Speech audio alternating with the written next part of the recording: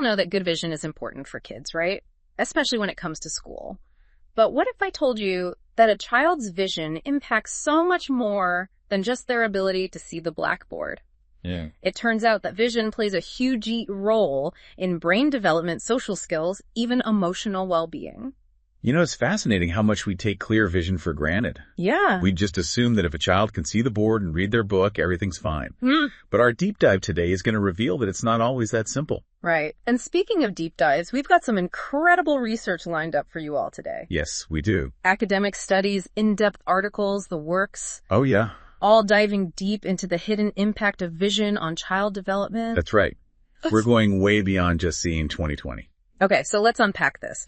We've all heard of nearsightedness or myopia, Right. but today we're going beyond the basics. We're talking about vision problems that often fly under the radar, like hyperopia, amblyopia, and something called ametropia. Can you break those down for us? Absolutely. Let's start with hyperopia, which is the medical term for farsightedness. Okay. It might sound harmless, but for a child, it means constantly straining to see things up close, like their books, their toys, or even their friends' faces. So even if a child's distance vision is fine, they could still be struggling to see things right in front of them. Exactly.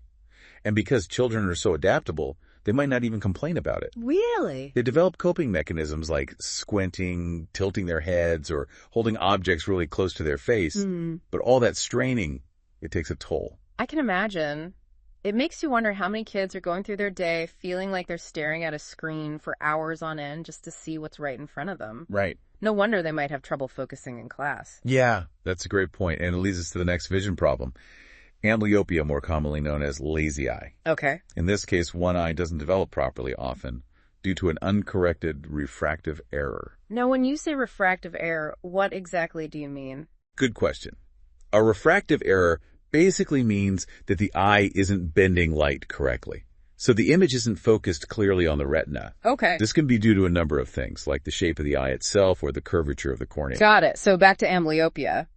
If one eye isn't seeing clearly because of a refractive error, what happens? The brain starts favoring the stronger eye, and the weaker eye's vision gradually deteriorates. Wow. If it's not addressed early on, it can lead to permanent vision loss in the affected eye. That's scary. So early detection is really crucial. Absolutely. And that brings us to ametropia, which is a general term for any kind of refractive error, including nearsightedness, farsightedness, and astigmatism. Okay, so ametropia is like the umbrella term for all these vision problems. What's important for our listeners to understand about these refractive errors, especially when it comes to kids? The key takeaway here is that uncorrected vision problems can have a significant impact on a child's ability to learn and function in everyday life. Our sources highlight how these issues can lead to academic struggles, behavioral problems, and even social and emotional difficulties. Let's talk about the academic impact first. How exactly does blurry or strained vision affect a child's learning? Well, think about it. Almost everything a child learns in school relies on their vision. Reading, writing, math, even paying attention in class. Yeah. It all starts with the eyes. It's like trying to build a house with faulty tools. Yes. It's going to be much harder, and the end result might not be as strong. Exactly. And the research backs this up. One study found that children with uncorrected hyperopia scored significantly lower on tests compared to their peers with normal vision. But here's the amazing part. After getting glasses, their scores improved dramatically. That's incredible. It really highlights how something as simple as a pair of glasses can make a world of difference. So uncorrected vision can actually be the hidden reason a child struggles in school. Precisely. And this isn't just about grades, it's about how the brain develops. Visual processing is fundamental to cognitive skills, like memory, attention, and problem solving. When a child is struggling to see clearly, it can impact their ability to learn and process information effectively. Now, you mentioned behavioral problems as well. How does vision play a role in that? Imagine a child who's constantly squinting, tilting their head, or holding their book inches from their face. They might seem restless, fidgety, or even disruptive in class. It's easy to jump to conclusions and label them as inattentive or disruptive, but what if it's just their vision? That's exactly the point. The frustration of not seeing clearly can manifest in a variety of behaviors that often get misdiagnosed. Yeah. In fact, there's a fascinating study from Baltimore that found children labeled inattentive showed drastic improvement in both behavior and reading scores after getting glasses. Wow, I never realized how much uncorrected vision could impact a child's ability to learn and behave in school. It makes you wonder how many children are being mislabeled or overlooked simply because of a vision problem. It's a sobering thought, and it highlights the importance of considering vision as a possible factor in any child who's struggling academically or behaviorally. But what's even more heartbreaking is the social and emotional toll that vision problems can take on a child. That's what we'll be exploring in part 2 of our deep dive. Yeah. We'll delve into the research on how vision affects a child's social skills, self-esteem, and overall emotional well-being. Stay tuned. Welcome back to our deep dive on vision and child development. In the last part, we uncovered some pretty surprising information about how vision problems we might not even notice can have a huge impact on a child's ability to learn. Right. And even behave in school. Absolutely. We talked about how something like farsightedness or hyperopia can lead to eye strain and headaches, making it hard for kids to focus on close-up tasks like reading or writing. Yeah. And we also learned about amblyopia, where one eye doesn't develop properly and the brain starts favoring the stronger eye. Right. It's amazing how adaptable kids are. They are. But that adaptation can mask underlying vision problems that really need to be addressed. Exactly. And if these problems aren't caught early on, it can lead to a snowball effect, impacting a child's development in a number of ways. Which brings us to the social and emotional side of things. An area that's often overlooked when we talk about vision. We touched on it briefly in the last part, but let's dive deeper into how vision impacts a child's social interactions. Okay. Their self-esteem and their overall emotional well-being. This is where things get really interesting and honestly a bit heartbreaking. Yeah. Think about it. Yeah. So much of our communication is nonverbal. Right. We rely on facial expressions, eye contact, body language to understand each other and build relationships. And for kids, those social cues are even more important as they're learning how to navigate the world and connect with others. Absolutely. Yeah. Imagine a child who's struggling to see those subtle cues. Yeah. They might misinterpret facial expressions, miss important social signals, or have trouble making eye contact. It's like they're missing pieces of the puzzle when it comes to social interaction. Exactly. And this can lead to feelings of isolation, awkwardness, and even anxiety in social situations. Children with vision problems might withdraw from social activities, avoid making friends, or have trouble participating in group settings. It makes sense. If you're constantly feeling like you're missing something or not quite understanding what's going on, it can really affect your confidence and your willingness to put yourself out there socially. Absolutely. And this can have a ripple effect impacting their self-esteem and overall emotional well-being. Right. Our sources highlight how children with uncorrected vision problems, particularly amblyopia, often have lower self-esteem compared to their peers. Because they might feel different or less capable than other kids. Precisely. And this feeling of inadequacy can extend beyond social situations, impacting their performance in school, their participation in sports, even their sense of self-worth. It's almost like they're carrying an invisible burden that's weighing them down. That's a great way to put it. And the saddest part is these struggles are often preventable. Early detection and intervention can make a world of difference in a child's life, both socially and emotionally. So what can we do? We know routine eye exams are crucial, but what about those kids who slip through the cracks? The ones whose vision problems go unnoticed, either because they're not showing obvious signs or because they're not getting regular checkups. That's where awareness and education come in. We need to move beyond the misconception that vision is simply about seeing 20/20. Right. It's about so much more than that. It's about a child's ability to learn to connect, to thrive in the world. It's about giving them the tools they need to build strong foundations in all areas of their life. Exactly. And that starts with recognizing the signs and symptoms of vision problems, even the subtle ones. So what should parents, teachers, caregivers be looking for? We touched on some of the common signs earlier. Right. Squinting, tilting the head, holding objects close to the face. Yeah. But there are other, less obvious clues, like frequent eye rubbing, complaining of headaches or blurry vision, even difficulty with reading or writing. It's amazing how often these signs can be missed or dismissed as something else. It's true. And that's why it's so important to create a culture where vision care is normalized and children feel comfortable speaking up if they're experiencing any difficulties with their vision. It's about empowering them to advocate for their own needs. Exactly.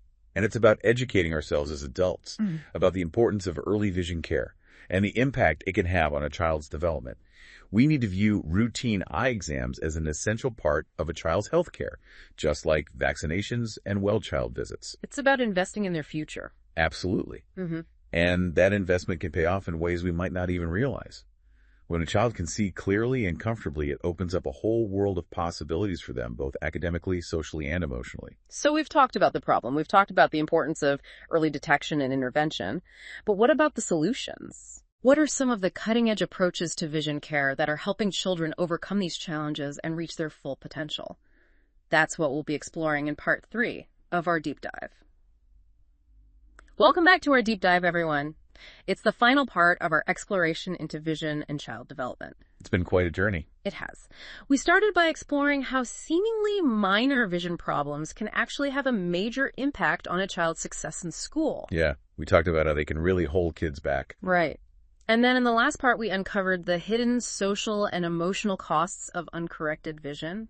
It's amazing how much we communicate without even saying a word. Right. Body language, facial expression. Exactly. And for kids with vision problems, like they're missing out on those vital social cues. Like trying to learn a new language without a dictionary. Right. It can be incredibly isolating and frustrating for these kids. Absolutely. So we know early detection is key. Yeah. But what happens once a vision problem is identified?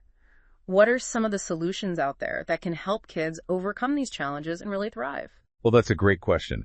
And thankfully, there are some really exciting advancements happening in the world of vision care. Okay. You know, we're not just talking about glasses and contacts anymore. Right. So what else is out there? There are some really innovative approaches that are literally changing the way we think about vision and its impact on a child's development. Okay. I'm intrigued. Let's start with some of the common vision problems we've been discussing. Okay. We keep mentioning hyperopia, amblyopia, astigmatism. Can you give us a quick recap of what those are and how they affect kids in the real world? Absolutely. Right. Let's start with hyperopia, or farsightedness. These kids can see things far away just fine, but they struggle with anything up close, like reading, writing, or even playing with toys. So even though they can see the blackboard, they might be struggling to see their own notebook. Exactly. And because they can often compensate by squinting or holding things really close, it can be tricky to spot. What about amblyopia or lazy eye? We talked about how one eye doesn't develop properly, but what does that actually look like for a child? Essentially, the brain starts ignoring the weaker eye and relying solely on the stronger eye. This can lead to poor depth perception, difficulty with eye-hand coordination, and even problems with balance and spatial awareness. Wow, it's amazing how interconnected vision is to so many other aspects of development. Okay, and lastly, astigmatism. Yes. What should our listeners know about that? Astigmatism happens when the cornea, the front surface of the eye, is irregularly shaped. Think of it like a basketball that's been slightly deflated on one side. Okay. This uneven surface causes light to scatter as it enters the eye, leading to blurry or distorted vision at all distances. So it's not just nearsightedness or farsightedness, it's like everything is slightly out of focus. Precisely. Kids with astigmatism might struggle to see details clearly, both up close and far away. They might squint, tilt their heads, or have difficulty reading, writing, or recognizing faces. Okay, so we've got a clearer picture of the problems themselves. Now let's talk solutions. Besides the obvious glasses, contacts, regular eye exams, what else is out there? What are some of the more innovative approaches to vision care that are showing promise? One area that's really exciting is vision therapy. It's like physical therapy, but for your eyes. So you're actually training the eyes to work better. Exactly. Vision therapy uses a variety of techniques like eye exercises, lenses, prisms, even computer programs to improve eye coordination, focusing ability, and visual processing skills. That's amazing. Who would benefit from this type of therapy? It can be really helpful for a range of vision problems, including convergence insufficiency, which is where the eyes have trouble working together to focus on near objects. Okay. It can also help with amblyopia, especially if it's caught early, and even some learning disabilities that have a visual component. So it's not just about correcting the physical problem, it's about helping the brain learn to see better. Precisely. And another exciting development is in the field of myopia control. Now, myopia is nearsightedness, right? What can be done to control that? There are some really promising approaches being studied and implemented, including special contact lenses that help slow down the progression of nearsightedness, eye drops that can temporarily improve focus, and even lifestyle changes, like spending more time outdoors. Wait, spending more time outdoors can help with nearsightedness? Yeah. That seems too good to be true. I know it sounds counterintuitive, but research suggests that exposure to natural light and the broader visual environment might play a role in protecting against myopia development. It's not fully understood why, but it's definitely something to consider. Wow, there's so much happening in the world of vision care. It's really encouraging to hear about these advancements and the potential they hold for kids. But even with all these new tools and techniques, early detection is still the most important factor, right? Absolutely. The earlier we can identify and address vision problems, the better the outcome for the child. We can't emphasize this enough. Routine eye exams are crucial. So for all the parents, teachers, caregivers out there listening, what's the one takeaway message you want them to leave with?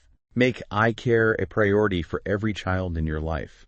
Schedule those eye exams, even if you don't see any obvious signs of a problem. Think of it as an investment in their future, because clear vision is truly the foundation for lifelong learning success and well-being. It's about giving them the gift of sight in every sense of the word. What if, as a society, we prioritized routine eye exams with the same level of importance as vaccinations? What kind of impact could that have on children's lives? It's something to think about. That's a powerful thought. And on that note, we want to thank you all for joining us on this incredible deep dive into the world of vision and child development. We hope you've learned something new, and more importantly, that you're inspired to take action and advocate for the importance of eye care for every child. Remember, clear vision opens doors to a brighter future.